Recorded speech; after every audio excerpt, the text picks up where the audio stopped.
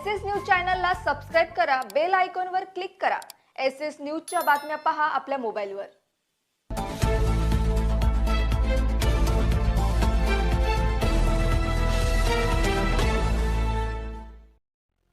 नमस्कार, मी Shilpa Baviskar. SS news मध्ये आपलं स्वागत आहे। चला तर मग जाणून घेऊयात आजच्या महत्त्वाच्या। उल्हासनगर कॅम्प 2 मधून एक दुर्दैवी घटना समोर आली आहे।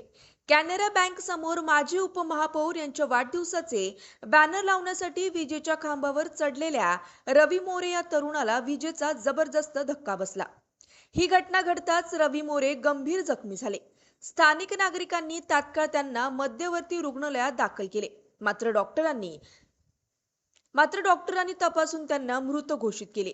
मिळालेल्या माहितीनुसार रवी मोरे हे माजी उपमहापौरांच्या वाढदिवसानिमित्त शुभेच्छांचे बॅनर लावत होते। त्यावेळी विजेच्या खांबाला स्पर्श होताच त्यांना जोरदार शॉक लागला आणि ते खाली कोसळले। या घटनेनंतर परिसरात हळहळ व्यक्त केली जात आहे। उल्हासनगर पोलीस स्टेशनचे अधिकारी घटनास्थळी दाखल झाले असून पुढील तपास सुरू आहे।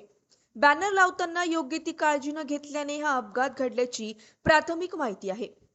Bureau report, SS news, Ulhasnagar.